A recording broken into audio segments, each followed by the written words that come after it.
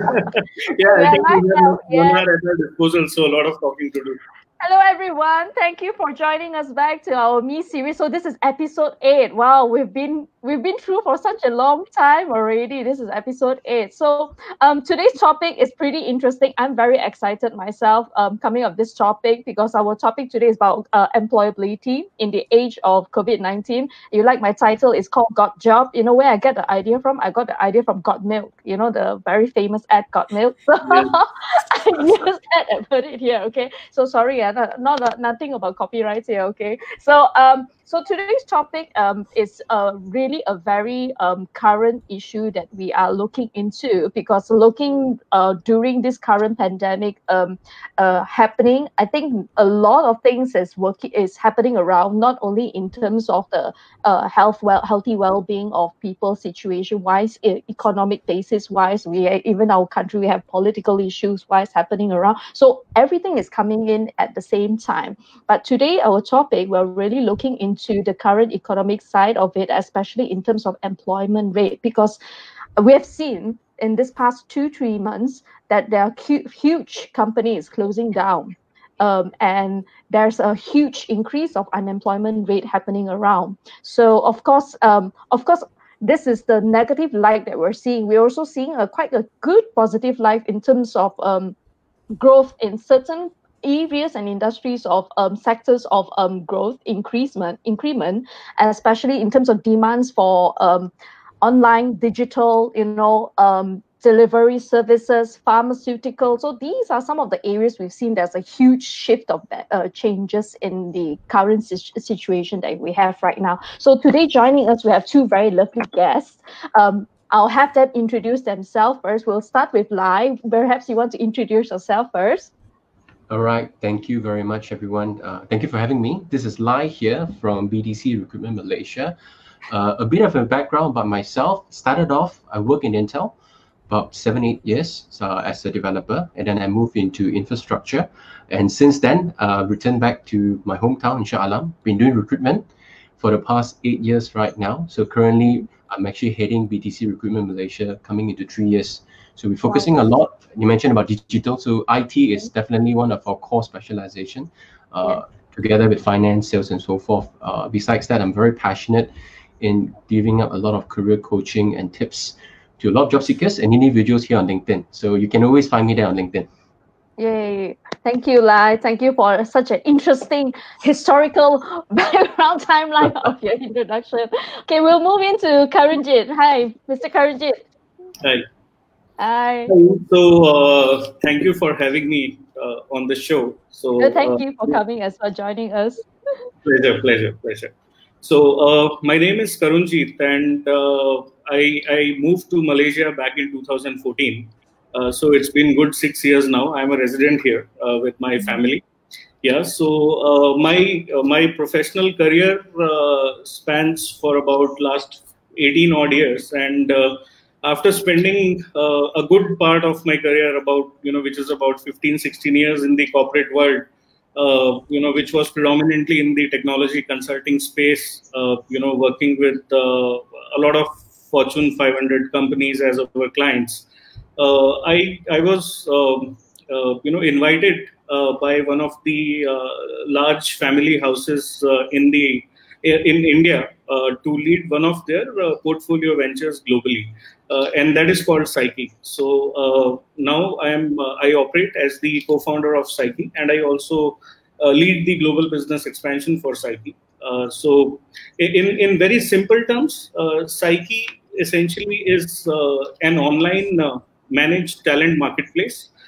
So as you see marketplace, so essentially it is helping to match the demand for talent on one side of the platform with the supply of talent on the other side of platform, using a lot of new age tech and innovative business models built around crowd ecosystem. So I think that's what we do, and hopefully we'll get to talk a little more about how we do business over Yeah, the. I could see both are very interesting background, especially when it deals with digital and also has to do about talent as well, right? So it's a very interesting integration that we have over here. So I think my first question actually is a pretty simple question, but I just want to understand, because since you guys have been in this area and this recruitment area and the talent sourcing area for so long, I think perhaps we will can share a little bit about what is the current situation in terms of employment right now, because as I mentioned from the beginning in my introduction, there's like a huge downwards in terms of employment rates right now. A lot of retrenchment, a lot of people losing their jobs. So what is the current situation right now? Perhaps you can share a little bit from your side. So let Maybe we'll have with live first. Yeah, we'll have go with live first. Okay, sure. I think overall, in terms of the recruitment market, we are definitely seeing a lot of downturn when it comes over to headcounts. Typically, for those that require to do physical jobs, especially those if you look into the SME industry, they are badly impacted. And this is something that we've been discussing earlier on as well. And typically, when you look into SMEs, the positive cash flow is very, very important. I think tip of the tongue is that every business should have at least 6 months of cash flow. And looking into the situation right now, we're coming into the third month of the CMCO, and there's still no business. Some of these specific industries haven't really gotten anything yet, so it's very worrying, especially when you need to basically pay salary and so forth.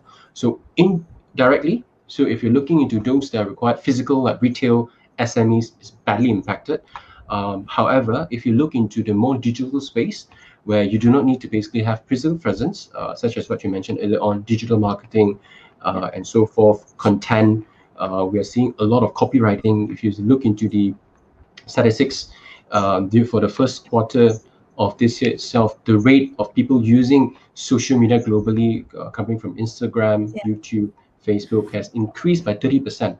So you can see there's a lot of demands, a lot of traffic that's been driven, and we look into it, there's very steady supply of demand, specifically in this area, especially for those companies that are looking to venture into digital markets. So those are pretty stable for now, as compared to those that require physical presence like retail and SMEs.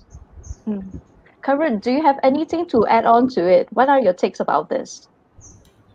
Well, so our friend Lai shared some statistics. So I'll try to bring a subtle and different flavor for the audience. So let me share the story with you. Okay. So see, this story is about something that the world knows as the Bridge of Choluteca. It's a famous bridge in Central America, in a town called Honduras. So this bridge was originally constructed in 1930, and it was again revamped, in a big way in 1996. The whole idea of doing this was to ensure that the bridge stands tall.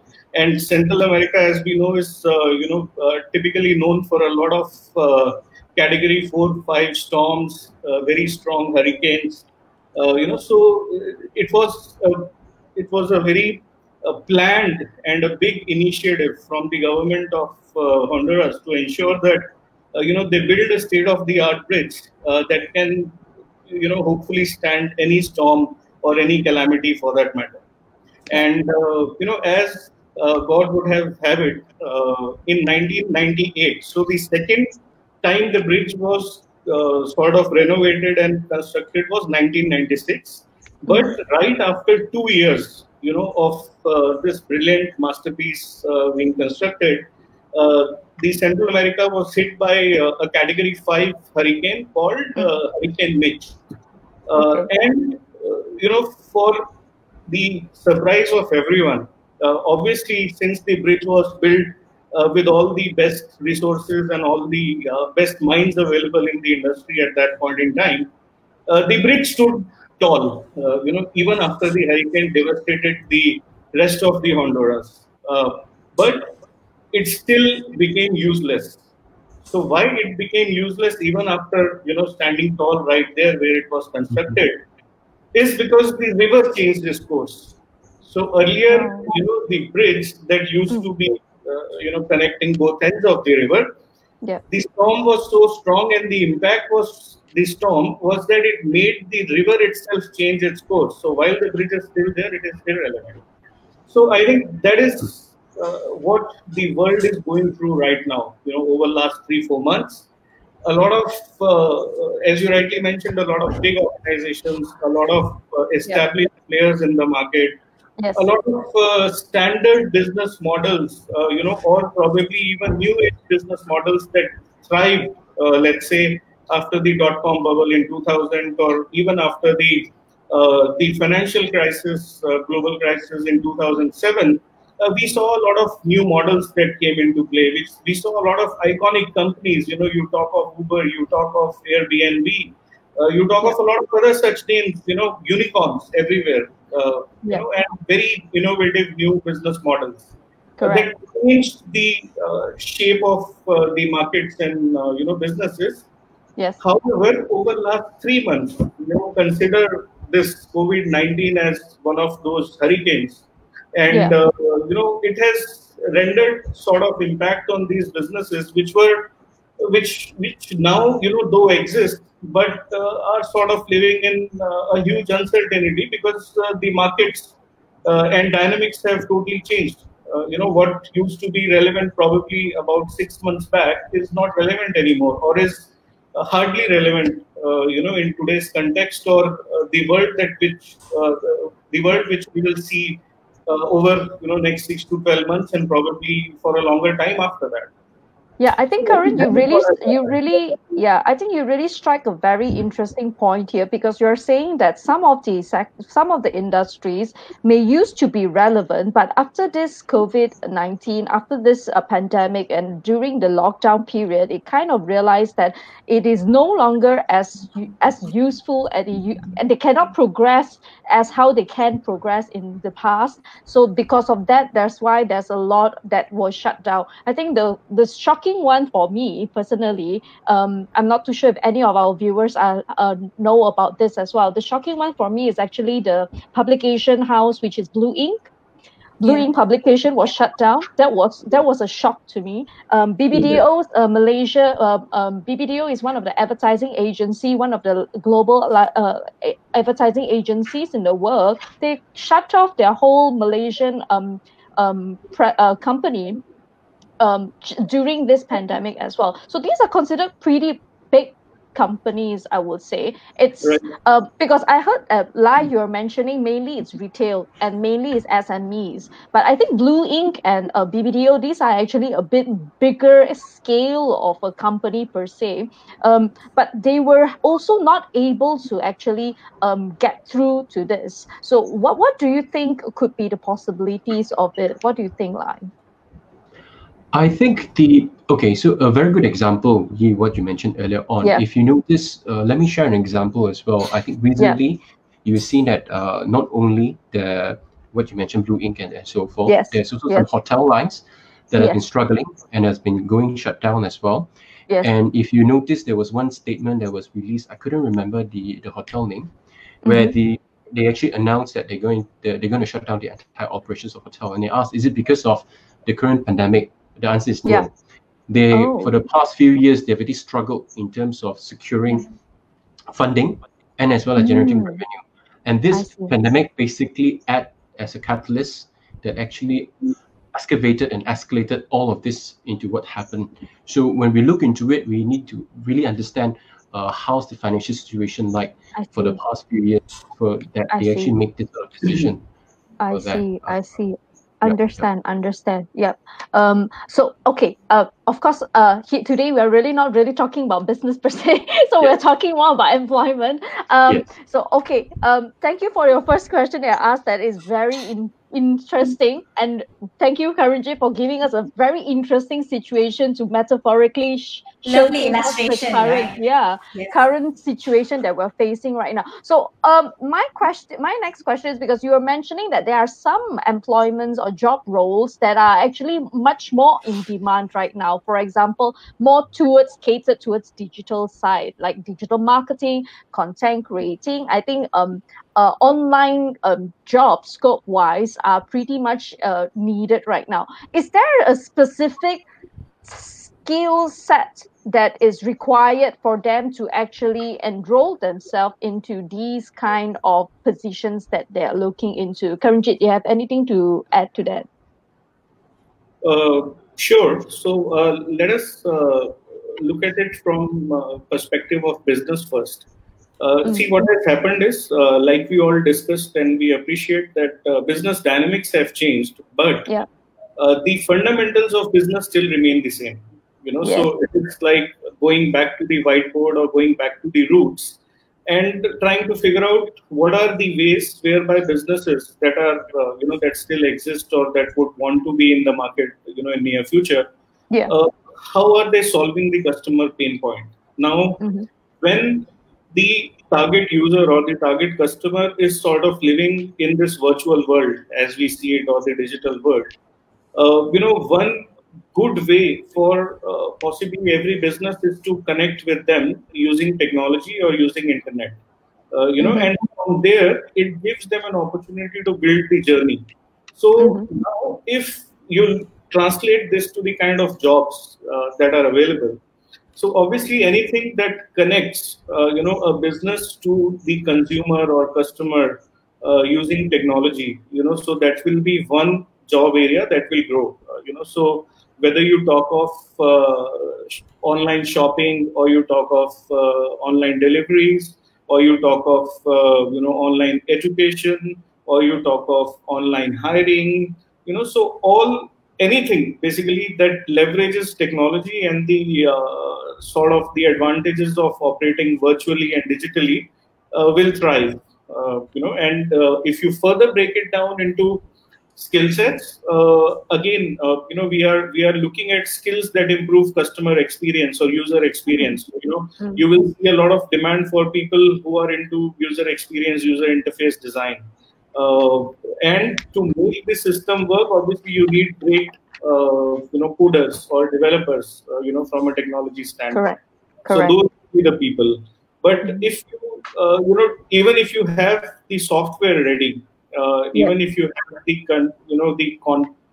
connect ready established with the consumer, you still need a medium to educate the consumer about your product, and there comes digital marketing. Because that's probably the only way today, we can effectively, or brands can effectively reach out to their target audience. And especially when, like Lai also highlighted, people are hooked to their devices. There is already 30-40% surge, or probably even more, where people are consuming a lot of digital content. So anything that's got to do with digital marketing, content creation, connecting with the consumers online, user experience, user interface, I think these are the skills that will be required by most of the businesses, in the new normal, or the way forward. Thank you, Karanjit. Well, do you have anything to add on to that? So besides digital marketing for user experiences, or any developers or programs, digital programs per se, any specific skill sets do you think that it will be in demand currently? A very good question over here. I think this also falls back into one of my friends who actually owns a restaurant. And during this pandemic itself, it's actually caused a lot of issues when it comes to revenue. I think the important part, what Karanjit has mentioned about digital marketing and so forth, is all about data points. And the next big thing right now is that all companies, regardless of MNCs, they're already using it, SMEs and as well as entrepreneurs, they need to basically start collecting data. Because with data, then they can actually plan ahead. So there's going to be a huge demand for data science, business intelligence, data analysts, and so forth, where you use different social media platforms to collect all of this data. And with this data, you are going to be able to see how far can you grow. Because the pandemic is going to stay. This is the mentioning of the big data, right? You're talking about. Yes, and it's basically, it's not new. It's not new in the market. But what we are seeing right now is that the adoptions of this is going to be very, very high. We are seeing a lot of, and that's where the e-wallets comes into play. Because if you look into Boost, Touch and Go, and so forth, within these few months, a lot of people are starting to do cashless transition. And there's a lot of data, including Faith, that can actually provide this data, and it's useful. And that's where this knowledge is actually very, very important. I highly encourage, if anyone were to look into it the next few years, please study on this topic. It's gonna be very popular, and in fact, we are in shortage of these talents at this very moment right now. So more towards data analysis and data analysis and data sciences, right? So I have a brilliant point made by Lai. So I would just like to share a new perspective as well with our audiences, and especially the job seekers who are looking at the employment market right now. See, while we all referred to and spoke about the hard skills, which anybody would need probably, or which would be sort of in demand, over the next few months or years. I think what is even more important now for job seekers to understand, and also for the employers to appreciate, and I think there is a lot of appreciation already happening by the way we are seeing a lot of people talking to us. There is a tremendous amount of emphasis that is being given to the softer aspects of these skills. It is a very simple, hypothesis which says while technology can be learned, and another, let's say, problem or another facet of technology is that it changes very fast. It changes every 6 months, 1 year, every 2 years, and that is a given that any job seeker will anyways will need to keep having, upgrade their technical skills or hard skills per se.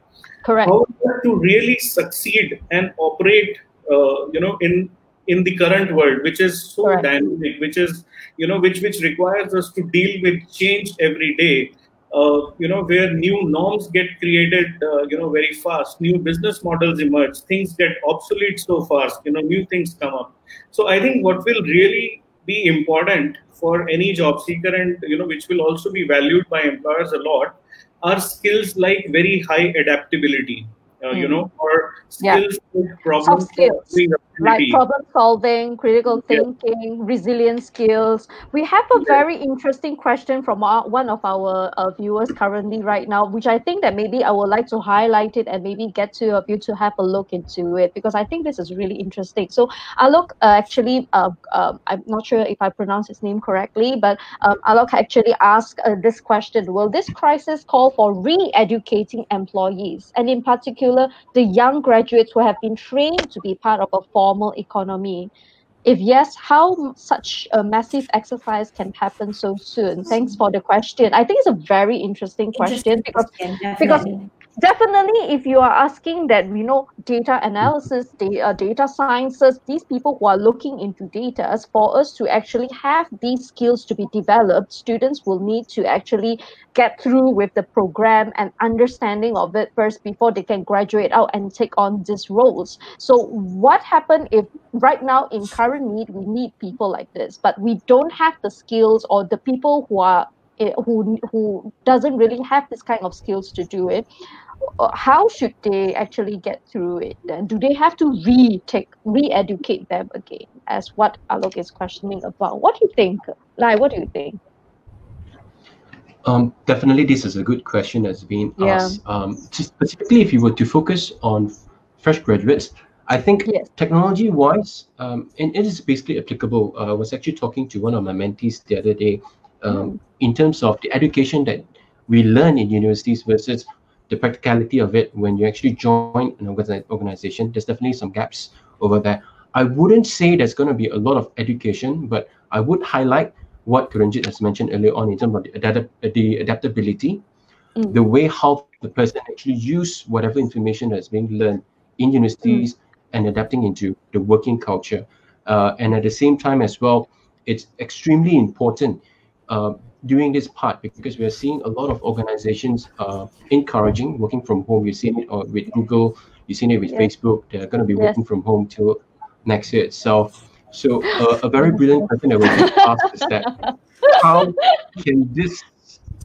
can this basically young graduates can actually fit into the culture and start contributing? I think this is a very important question that we need to ask. rather than a technology part. Because without that, without this, the connection between both is sometimes going to be very difficult for them. So to answer the question short, over that, so answer the question short is technology-wise, definitely we need to continuously learning, but the soft skill, the adaptability, fitting into the culture, which is something that I think a lot of organizations are working on. It's more important during this part, this pandemic part itself. I see. Thanks, like Karanjit. Anything to share? Anything to share from your I hope side? you guys can hear me. Yes. Yeah, But it's a bit lagging. Yeah. Bit lagging. Yeah. Karanjit, anything you can share from this side about the question? Sure. The way we look at it, again, being a tech company ourselves, so for us, in very simple terms, technology is just an enabler. Technology only enables people or businesses or whatever. So here, the demand for today, or specifically talking about this question, what we really need to think of is how do we use technology as an enabler to achieve this objective, and who are the right stakeholders. So now when you are looking at rapid upskilling or rapid reskilling, it cannot be done at an individual level. This is again my personal thought. So what we are looking at is, we are looking at job seekers or the graduates or even the experienced folks who are there in the market as one stakeholder of this whole process. We are looking at the employers, because that is their business and that is going through a massive change, and they are the people who are eventually going to offer some form of employment to this, the first stakeholder that we talk about, which is job seekers. And third important, stakeholder of this entire ecosystem is the educational institutions, because of two simple reasons. One, they already have the expertise to impart learning to masses. So they have that expertise, but they probably have not leveraged the power of technology so far. One. Second, the focus of educational institutions most of the times has been on imparting knowledge, and not essentially making these people job ready or employment ready. So these are two different things. While people get great education, great learning, great knowledge, doesn't really mean that they are right fit for the job market of today. And the fourth and possibly the most important stakeholder of this entire plan is the government itself. Because when we are talking of rapid reskilling or upskilling initiatives, which could probably impact the lives of millions, and which could also affect the change at a policy level itself. So we talk of how do we sort of improvise the current education system to make people job ready, rather than only helping them get knowledge or degrees or qualifications. So what is the role of the government to play here when we are talking of massive layoffs, or massive amount of people sort of getting redundant in their current jobs? When we are talking about artificial intelligence and other advanced technology coming, and sort of people fear that it will take over, again, many jobs and probably lead to further job losses, which is not true, by the way, because it will create new jobs of of a different kind. But at the same time, what is that ecosystem that will drive this entire change, and that will bring everybody, all these stakeholders together to ensure that there is a proper logical conclusion. There is, all the dots of the chain are connected and leading to the right output that this system, expects. So I think it has to be done in a very different way and at a holistic level, with technology being an enabler, and not essentially the final outcome. Thank you so much, Karanjit. I think that is very interesting. Okay, but there is something that I find it pretty, how do I say, because I'm trying to look into it, as I think what Alok also mentioned, which I kind of agreed as well, because me and Cheryl, we come from education line. So we understand that if you were to actually come up with programs to look to cater to currently the market that is in demand right now, it's going to take time, definitely. But I do understand the point that Karen is saying, that, these are also, because technology is just an enabler, so it's a matter of how the person wanted to utilize this technology. So building them in, like what Lai says, building them in terms of soft skills wise can be very important as well, because I may not be a person who can do data analysis per se, but if I'm a keen learner and I will tell Lai, I really want to learn how to analyze, could you give me the chance to give me a try into this? Perhaps your passion and your keenness to learning it and your open-mindedness to learn it, I think that is one part of a soft skill that may actually get them to learn it better, to get them to excel in the skills better. But of course, I'm seeing it. I'm asking this in a very ideal situation, which generally may not necessarily be happening. So that is the next question I need to ask. Like, now we are seeing a lot of unemployment rate, unemployed person, and they are looking for jobs, and they're looking for any kind of jobs in order to sustain. But it seems that they are having difficulty doing it. Do you have an idea, like, or suggestion of why is it? It could be, like I said, maybe if for example somebody is coming out with a job scope saying, I'm looking for data analysis, I'm unemployed, I probably look at it and say, yeah, but my background is not about this. I don't think I will be applying for this. That could be a reason why they may be missing out on certain things, So that could be one of the reasons why there's still difficulty on people getting job right now. But perhaps this is just my understanding. Perhaps, Lai, would you like to share anything? What do you think about people? Difficulty in getting jobs. I think one of the things that we kept on emphasizing is the adaptability, especially for those individuals who has been working in the same type of, regardless if it's working in the same organization or similar job scopes for many years, anything between 3 to 5 years, it's difficult to adapt, because one of the things, it all comes in with a salary, with the position titles, correct, and as well as the culture of the organizations, because if you work in the MNC culture, it's very much different. And out of a sudden, suddenly the company actually announced that we're going to be having the redundancy exercise, and the person, after working 3 to 5 years, suddenly found out that I'm going to be out of employment very soon. So the first it's, I always mention it over, it's to be able to really calm down and understand what we have done for the past years, and what are we looking at in upcoming years. Because sometimes we are seeing people are getting very difficult in getting jobs, because they're still trying to figure out which company are still hiring for the similar skill sets, and looking into it. And some organization may not be hiring, especially if you're doing some physicals, like example, IT jobs, IT support and so forth. Nowadays, we are seeing a lot of trends that companies are outsourcing it to third-party companies, be it in Malaysia or outside of Malaysia. It's very difficult for you to find similar jobs that pays you similar salary, similar benefits, similar position title. So I would encourage job seekers, if you are facing these issues right now, stay calm, understand what you have done, and list down what you mentioned earlier on, the hard skill as well as soft skills that you can look into.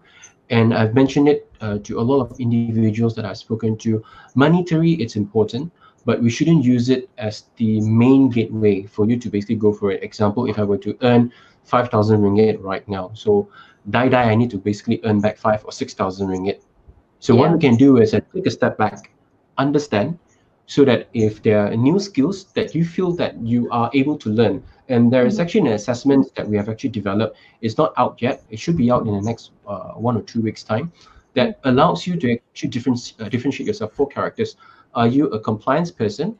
Are you a comfortable person? Are you a challenger person? Or are you a curious person? So each of these different personalities will allow you to basically fit into what type of jobs that you should look into. Take this as an opportunity right now to reassess whether should you continue on this path or there's a better path that you can actually explore. I always say that when there's in such incidents right now, there's also opportunities. There's new doors that's going to be open for you if you choose to look at the positive way. If you keep on looking at the door that is being shut, you try and open it again and again and again, right? You're going to get very frustrated and negativity. That's what we'll be seeing with a lot of people nowadays. I think it's also really because the reason why they are being retrenched or why they've been unemployed or their company was shut down is because that sector and that industry itself is really not sustaining anymore. So I guess for them to actually look back at the same type of job scope, it may be difficult because I guess perhaps the other companies may be dealing with a similar situation that they are trying to sustain their business for now, and hopefully, they can sustain it without getting any hiring new employments in per se. So that could be one possibility. Karanjit, anything to add on to this? Difficulties in getting jobs. Why is that so?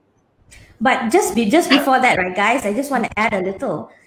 Are those who are recruiting, right, are they still expecting the same? Because in Malaysia, generally, from what I see, they're still very paper-based in terms of your degree, or is it still very based on, if I want to apply for this job, I need to have this matching of this degree? Or are employers now, are you seeing any trends where those things are also changing, right? Because the market has changed so much, and especially because of where we're at right now, are employers looking more to the capabilities and the skills rather than that paper qualification?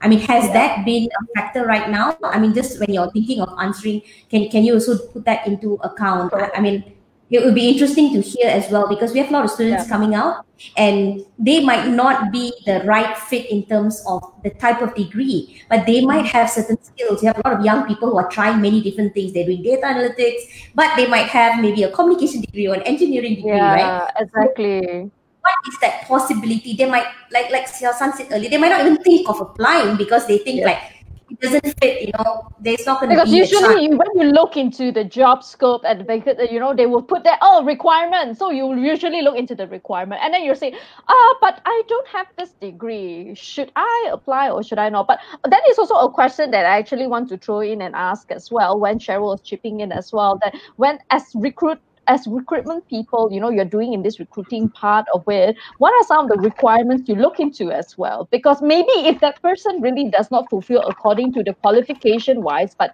perhaps if this person is willing to open up and try on this role, will there be a possibility of considering them?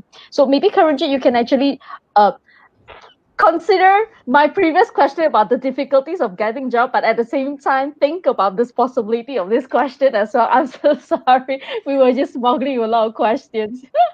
No problem at all. So see, certainly first aspect is about the hard skills as well as the soft skills or the mindset required to do the job right. Yes. For example, to be the ace CFO, you have to have certain set of experiences, and so experience is given. I mean, everybody would ideally love to have people coming in with the right experience. So that's like hygiene. We expect that as employers. But what we would like to see is, say, for example, if it is a CFO role, then I would like to see the mindset of a person who is very diligent. I want to see due diligence there. I want to see adherence to process there. Whereas if I am looking at hiring, the head of my digital marketing, then obviously I am looking at somebody who is very creative. Who can think out of the box or probably tear the box apart. I don't care where the box is. So that is how we sort of need to look at it from the employers as well as the job seekers side. Now, another, so I will name two skills again, which, takes us back to this, and probably it will help answer this question. See, one is creativity. Now, why I'm saying creativity? Because you cited an example. I look as a job seeker, I look at a job description, but I give it a pass. I feel that because my hard skill is not matching or my previous experience directly is not a match, I should not even apply for this job. But if you are really a creative person, you will think of a way of creating a connection between what you have been doing and how can you utilize that experience or educational background of yours to add value to this particular job which is in question. So that aspect of creativity, I think, is something which every job seeker should try to leverage on. Another very important trait that everybody seeks today, and it is also, by the way, highlighted as one of the top skills by the World Economic Forum, is the active learning. So we all know of learning, we all know of agility, etc. But what is active learning? So active learning, in very simple terms, is being street smart. Being able to learn from observing, by listening to, or by looking at, or by watching what is happening around you, and then translate that learning into actionable items and insights for whatever you are trying to do. So that particular ability in any job seeker, I think, in this VUCA world, every employer will be probably glad or blessed to have that. In fact, we being one of the fastest growing companies, and we are still hiring, so we look at these kind of abilities. I mean, just to give you a couple of examples from our own experience, somebody who is leading our digital marketing today in Malaysia does not have a digital marketing background. In fact, he was the person who was associated with an airlines as a cabin crew. But it's the mindset, and it's the ability to get things done. In fact, a lot of such examples in our company. Our top sales performer is not from technology sales. That gentleman comes from pharmaceutical industry.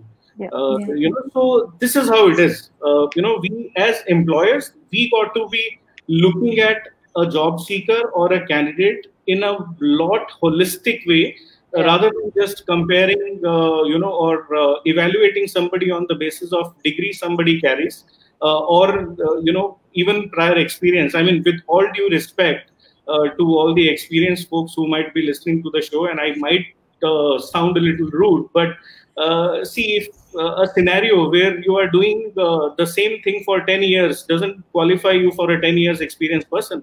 I've heard that a lot as well. Actually, I do have heard that a lot as well, and I would love to seriously sit in and share with you guys. Perhaps you can look into my profile and see where can I branch out from here.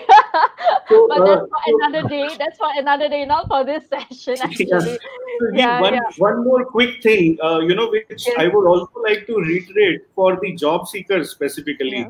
And again, I'm sharing a personal experience. So it had happened that we rolled out an offer to somebody who was supposed to join our company, our startup, 2 months back, and we had rolled out this offer since it was a limited period assignment. We knew that we need a certain job to be done, and we need this person initially only for a 6 months duration, and thereafter we will see if how the person delivers, and if we are able to achieve whatever we are wanting to in those 6 months, and based on that we will take a call.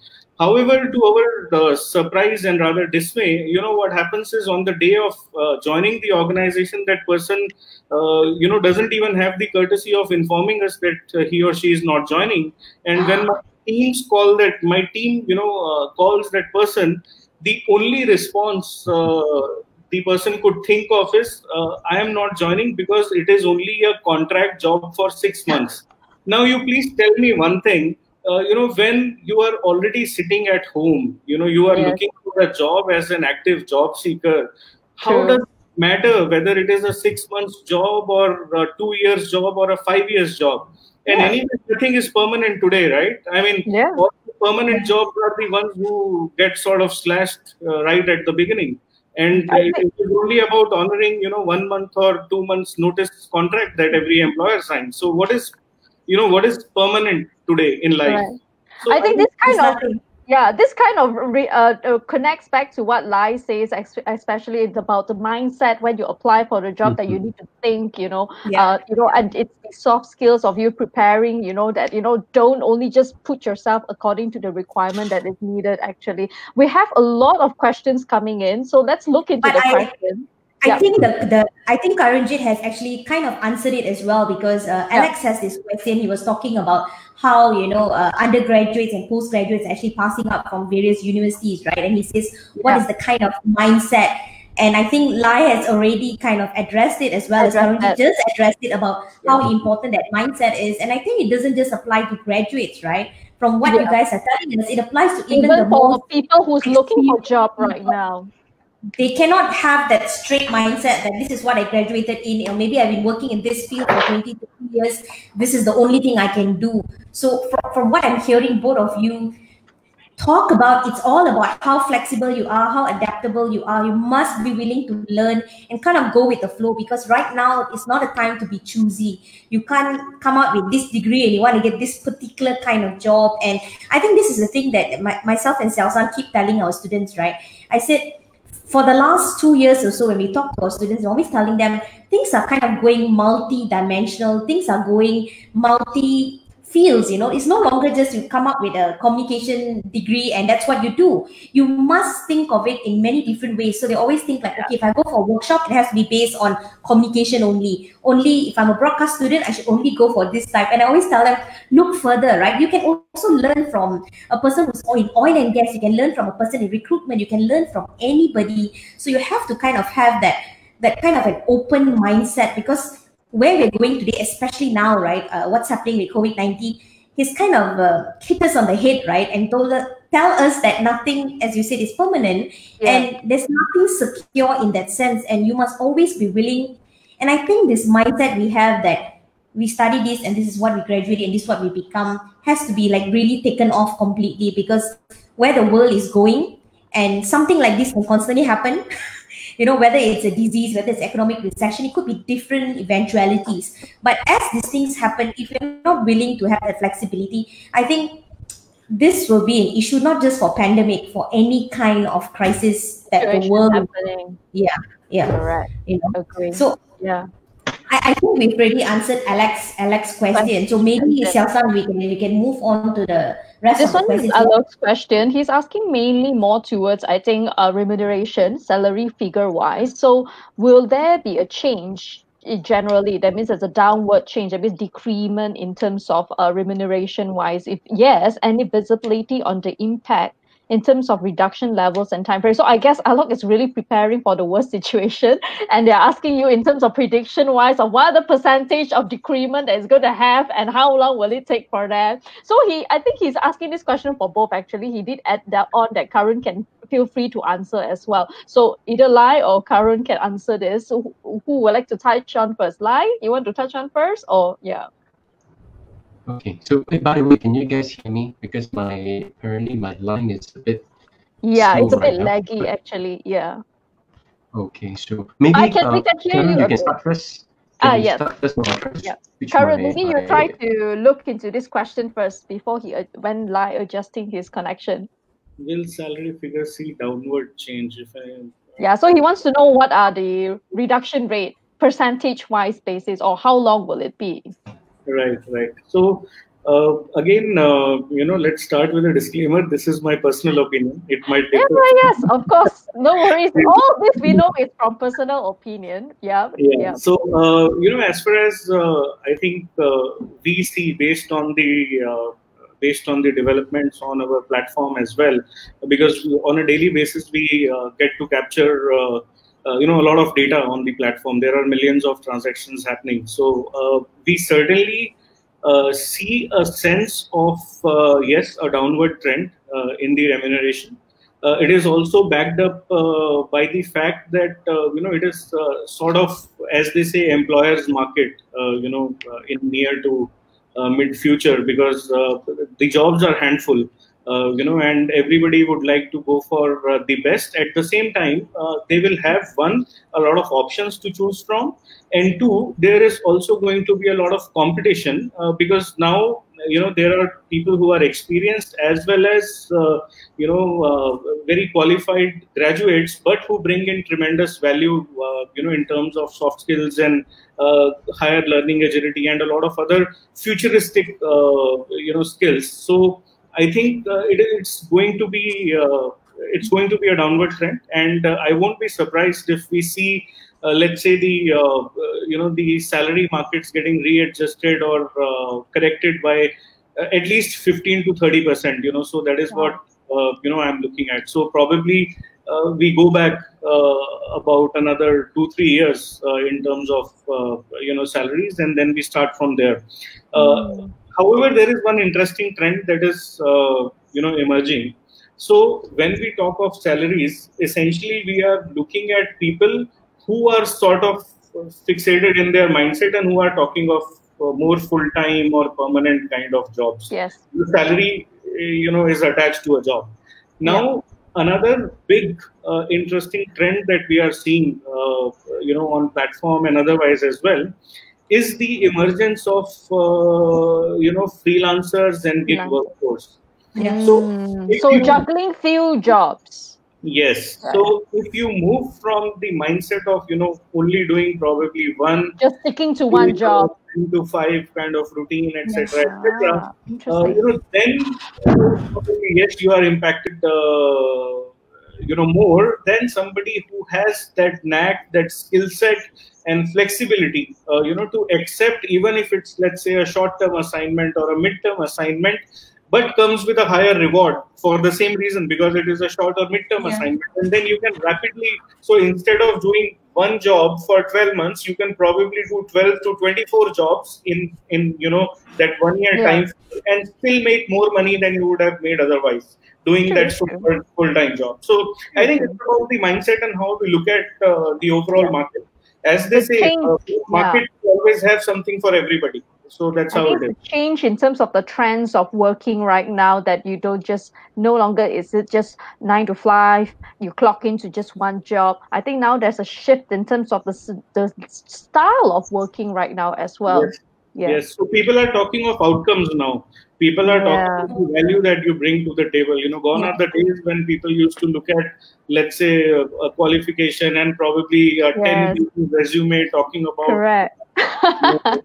Sitting in the office 9 to 5. Yes. Lai, would you like to add on to this? Any prediction in terms of the salary wise? Yeah. Okay. So to answer the questions, I think Karun has actually mentioned quite a fair bit as well, because what we have seen in terms of a lot of organizations, there's been a lot of pay cut that is happening right now. That's where it's basically especially for those organizations now, it's basically the survival mode, because what they need is that they don't have enough data. So without enough data, the way of the new norm, right, they're unable to predict what's going to happen in the next 6 to 12 months down the road. So the best thing of all is that if there are good talents, they will retain them.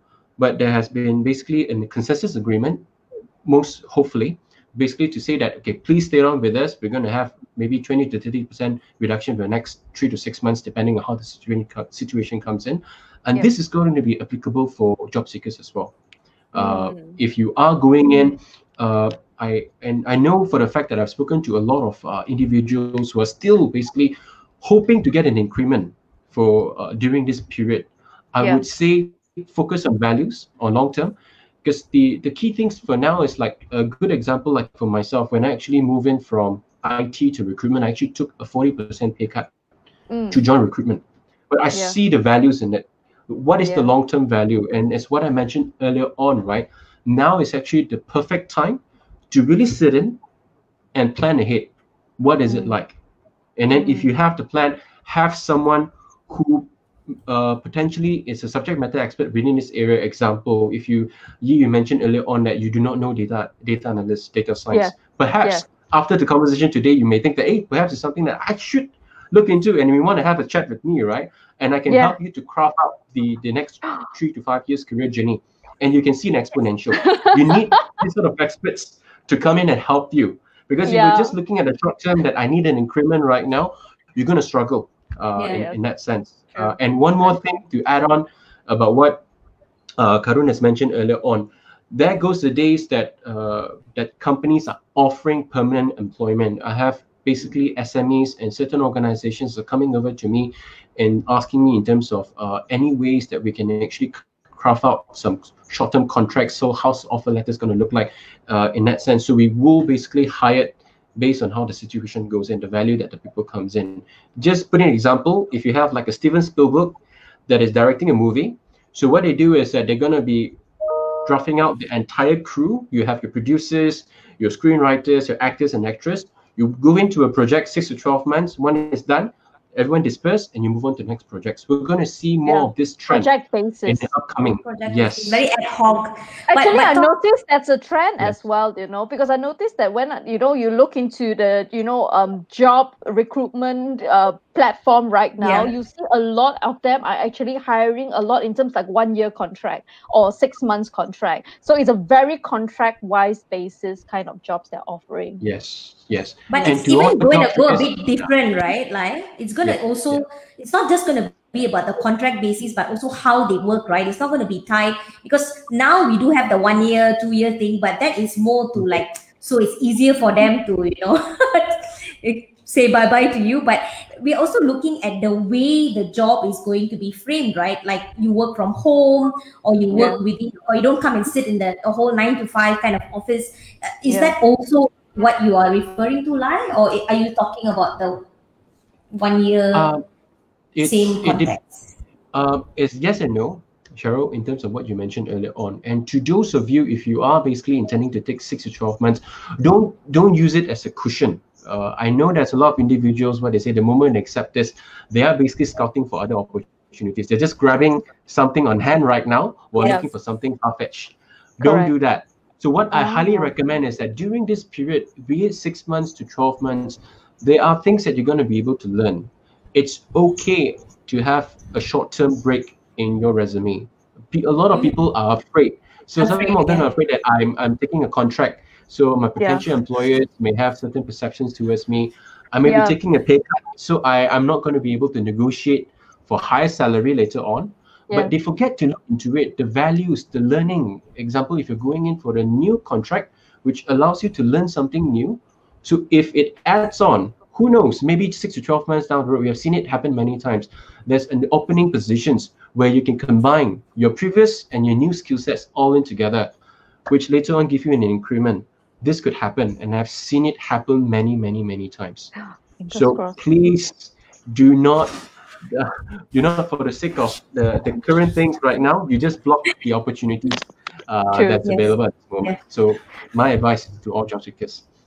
Okay, I'll need to touch on this because it's pretty interesting. Carrie Gale actually asked this question. I think probably she might be involved in terms of tourism and hospitality line, I suspect. So there is definitely one of the industries that's been affected is definitely tourism and hospitality. So she's asking, what are the options available for them? Will they be accepted in other industries? So what, perhaps maybe not about acceptance, but what are the options they can actually apply for tourism and hospitality industry job seekers right now?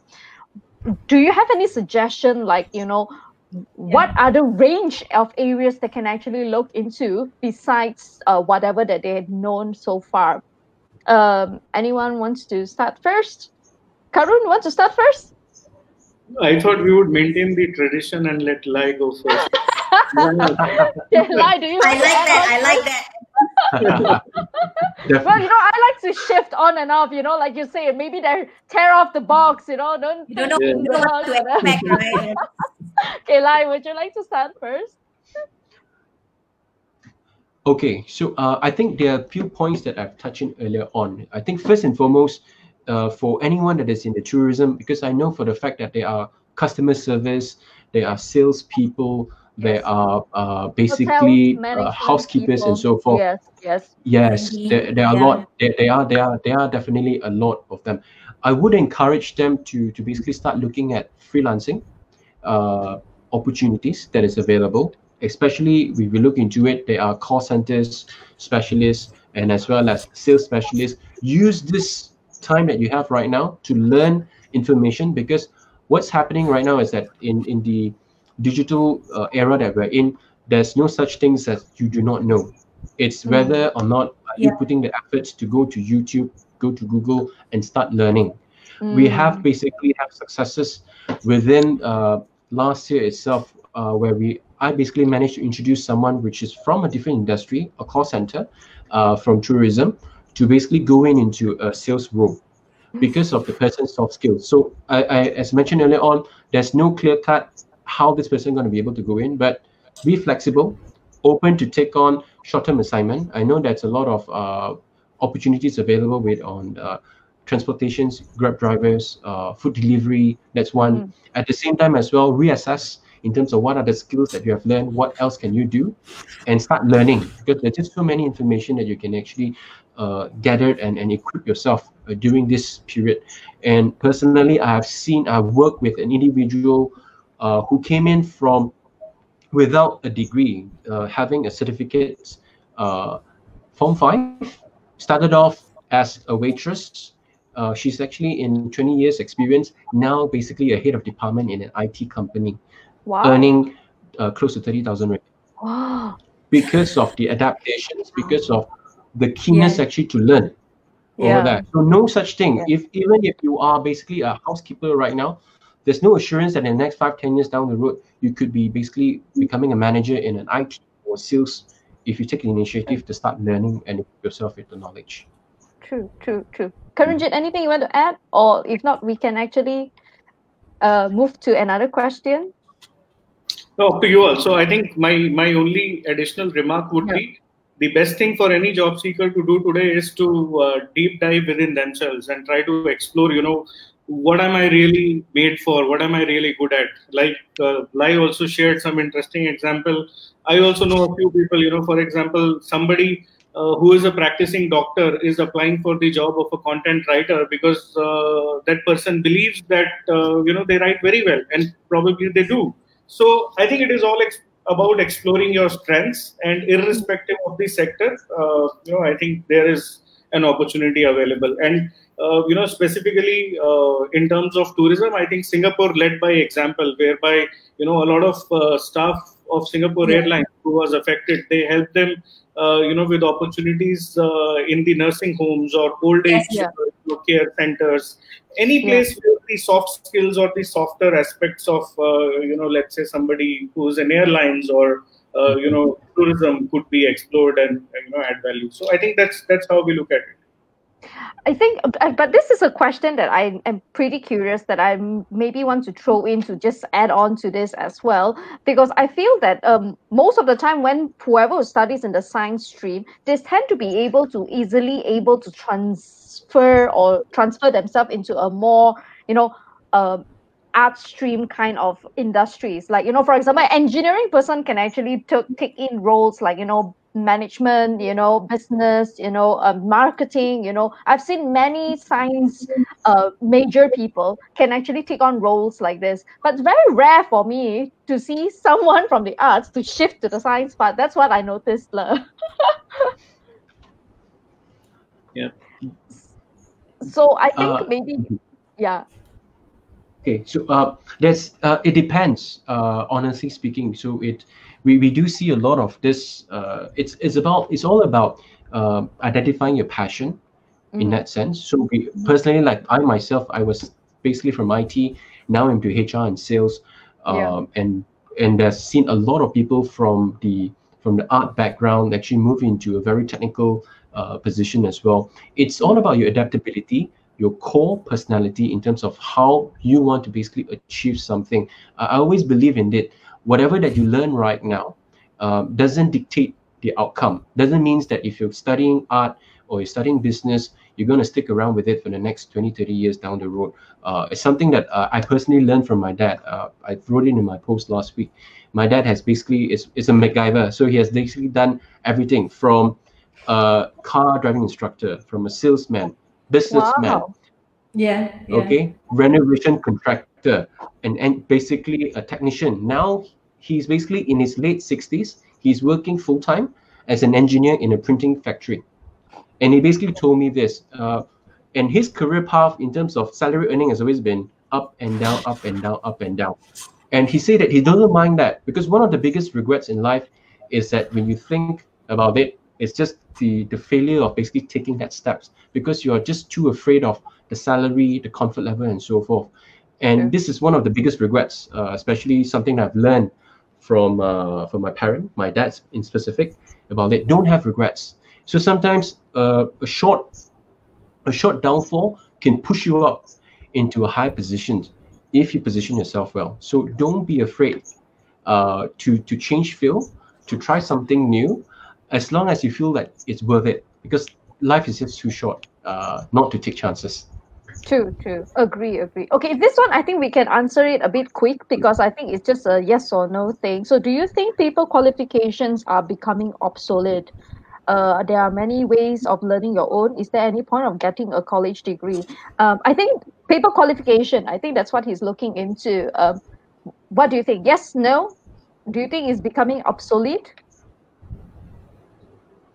See, it would be a little tough or unfair probably to call it completely obsolete. But I think, as far as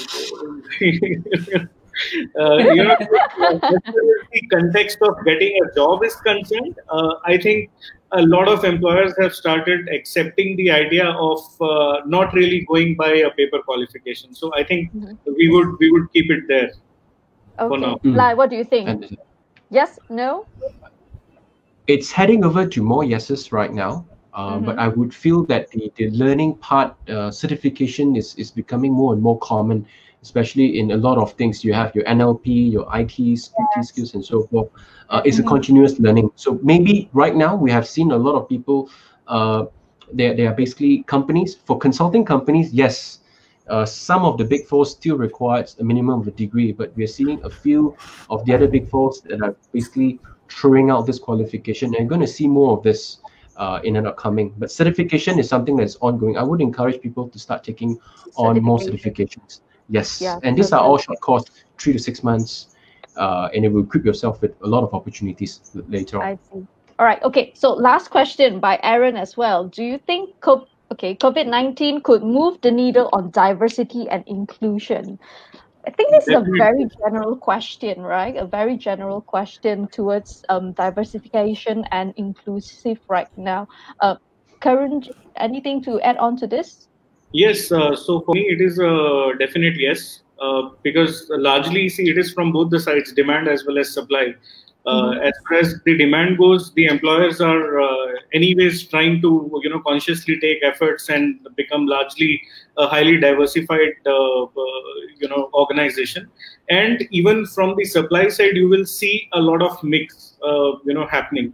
So I think with a lot of people also shifting their industry and generally a lot of new ways of engaging with the workforce coming into play, definitely this is going to move the needle in diversity and inclusion towards good, towards better. Yeah. Lai, what do you think about this? Yes, agreed on that. Yes, definitely. Because I think for now, a lot of organizations nowadays, the key focus is to find the right talent that can fit the culture, the adaptability, and as well as the right mindset and skills. These are the core things. That goes the days where most companies say that I need people with certain age, certain genders, and so forth. We are not seeing this. And personally, for myself, for the past few years, we have basically successfully placed people that are in their 50s in few organizations, and they're very much open in that sense. We would be seeing more of these trends moving forward, especially those with a very relevant experience that can actually add values in sales in particular. Wait and see. In the next coming months, you will see a lot of very senior persons that will be coming back and helping certain organizations to make a turnaround. I see. Yes, all right. So I think, yes, I think we are reaching up our 1 hour time. So thank you so much for everyone's time. Thank you so much for your input. I think you really have helped a lot of our participants here who are really curious about the current situation right now. But perhaps before I end this, in your takes, what do you think are the current job seekers or fresh grads right now in terms of their characteristics wise? Do you think that they are now more flexible, or they are now more open-minded in terms of job seeking, or do you think that they are still a bit rigid in terms of that? What do you think? And opening up the idea about, taking on different job roles and not sticking to just stagnant one job at a time kind of thing. What do you think? See, from my personal experience, I think there is still largely a state of confusion that exists because most of them truly do not understand the pros and cons of different methods of working or industry understanding as well. So I think it might need a little more let's say, time and increased communication from the right channels to probably enlighten them in that sense, and help them figure out what is best for them. So, what do you think? Understand. Definitely, when it comes over to fresh graduates, I think a lot of them will say that I've spent 3 to 4 years studying in this particular subject. I must be basically graduating. If I'm an engineer right now, I should be starting to look for an engineering job, and so forth. We have been seeing a lot of this trend. Even so, this conversation I had with my mentees as well, I would say that always plan ahead. There are definitely a lot of skill sets that you have learned in your course that are transferable. I've seen a lot of my ex-schoolmates, uni mates that have made successful transitions in that sense, because whatever that you learn in universities are good. And you mentioned about the education, your degrees, your diplomas, and so forth. It's basically an entry for you to basically step into the working industry. But in terms of your long-term career plan, that is something you need to look into. And no one can actually say that except for yourself, because you own your own career. But the short answer is you may not. You may be open if you were to choose to step out from your comfort zone and start looking somewhere else. And in that sense, it's totally fine as long as you have a proper plan in place. And always seek out for mentors that can actually help you to guide you along the way. Yeah, definitely. I think thank you so much. Both of you have really helped so much and giving us so much advices. I think this really helps a lot of our current participants looking into this right now. So before I end this, Cheryl, would you like to share what's coming up next week? Before that, I think Karanjit wanted to say something actually. Do you want to add on, Karanjit? I saw you were excited to tell us something. It's not like you contain that energy. No, it's I think that was some thought. I mean, I cannot really recall it. It was in that moment. Yeah. Slip of the mind. I see. All right. Okay. So we are trying very hard to get someone in regards to someone who does marketing for social media. He's an amazing content writer. If you are quite active on LinkedIn, you probably have seen him before. I'm trying to get Lindsay MAK for our next series, which is the Me Special series. We're trying to bring him in to kind of talk to us about, because he basically works from home and it's not something COVID-19 brought him. It was long before. So he can kind of give you a bit of an overview of what it's really like. But I'm still trying to get a time, because he's from Nigeria and we work from completely different time zones. So we're still trying to kind of get that timing on when is the perfect time. But most probably it will be next week. We're just trying to settle the timing to when exactly, because of the different time zone we have with Malaysia. So do stay tuned. It's going to be very interesting. We're going to be talking about content writing. And one thing amazing that you can also follow this guy, Lindsay MAK. He talks a lot about very different things, and he's such a creative writer. Yeah, and he's also not from like a mass comm field as well. It's very true what Karanjit says, as well as Lai, right? And I don't think this is a trend from today. It's been happening for years. I've got a cousin who runs a PR company, and he's a computer science graduate. So, you know, like a cousin who does, car sales, but he was also part of like a PR company, and they were running a very successful company. So it doesn't really matter whether it's now or maybe 10 years ago, 20 years ago. It's all like what they said, right? Adaptability is the mindset. I think these are very crucial areas that we should definitely look at. Most important thing is keeping our minds open to possibilities, opportunities, and understanding that learning is something that can be done anywhere. Especially internet today. But it's all up to your mindset, right? You have the internet, so by right, students should be scoring like mad, right? Because you have access to everything, but that's not happening. Like, what do you do with your time? All these things come to place as well, right? So it all ends up, we have to look at the individual and what they're willing to do to get that opportunity. So stay tuned to the Me series. Next week, most probably we'll have either on Wednesday or Thursday. And we'll get back to you on the timing and things like that. So I hope you had a good time and an interactive session with our lovely guests, Bridget and Lai. Thank you so much. Yes. We've never met both of them before. It's I know, right? It's a virtual world we are living in. We are really grateful that you guys spend some time to actually come in here and share with us. I think this is something. Thank you so much. See you guys. Bye. Thank you for being here. Good night, everyone.